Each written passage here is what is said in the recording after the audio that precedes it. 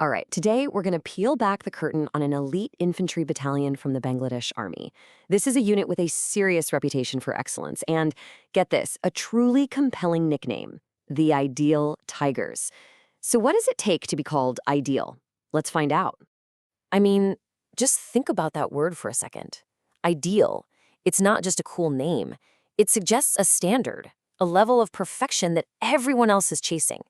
So what on earth did the 21st Battalion of the East Bengal Regiment do to earn a title like that?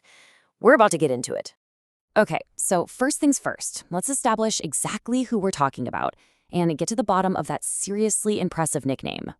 So, at its core, the 21 East Bengal Regiment, or 21 EBR for short, is a key infantry unit in the Bangladesh Army. They're part of the East Bengal Regiment, which is the biggest and oldest infantry formation in the entire country. But it's that nickname, the Ideal Tigers, that really makes them stand out from the crowd. This right here, this gets to the heart of our opening question. That title, Ideal, wasn't just given to them. It was earned.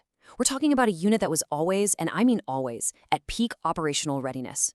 They were the ones you could count on to be ready for anything, anytime. Then there's training. They were constantly winning professional competitions, basically proving over and over that they were the best. And maybe most importantly, their discipline was the gold standard. They literally set the bar for how a unit should act and carry itself. So now that we know they set this incredible standard of excellence, let's look at where they forged that reputation. Their story is deeply, deeply rooted in protecting their own nation's frontiers. You know, to really understand the 21st, you have to rewind the clock a bit. Their parent regiment was founded way back in 1948, but the real turning point was 1971, during the Liberation War. Those soldiers became the absolute core of the new Bangladesh Army. The 21st Battalion itself was created in the years right after that, as part of a major push to secure the borders of the brand new country. And let me tell you, their duties at home have been incredibly tough. They've handled complex counterinsurgency missions in the super challenging jungle terrain of the Chittagong Hill Tracts. They've patrolled some pretty volatile borders to keep the country safe. And it's not all about combat. They've also been a crucial force in disaster relief, helping their own people during devastating floods and cyclones. But the Ideal Tigers' reputation doesn't stop at the border of Bangladesh. Nope. The skills they honed at home have made them essential players on the world stage as global peacekeepers. You see, Bangladesh is a huge contributor to UN peacekeeping, and the 21 EBR has been sent to some of the most dangerous places on the planet. I'm talking about securing high-risk convoys in Mali, carrying out disarmament ops in the thick jungles of the DR Congo, and protecting humanitarian aid workers in South Sudan. These guys have been tested everywhere. And here's what's so interesting about their approach. They built this reputation for being tactically firm. They could handle business when they needed to, but they were also known for being incredibly culturally sensitive. It's a delicate balance, and mastering it made them super effective peacekeepers, often winning the trust of the local people wherever they went.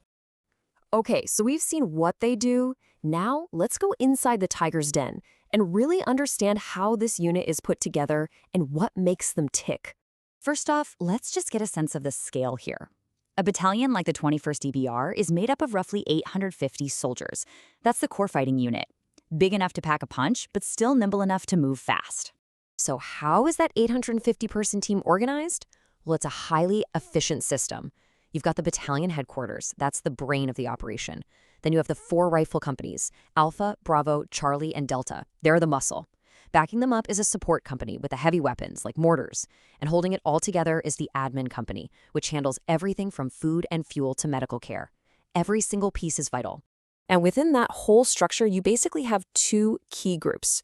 You've got your commissioned officers. Think of the lieutenant colonel who's in charge. They're the leaders, the planners. Then you have the enlisted soldiers, like the sepoy, who's like a private. They are the absolute backbone of the unit, the ones making it all happen on the ground. You need both to succeed, period.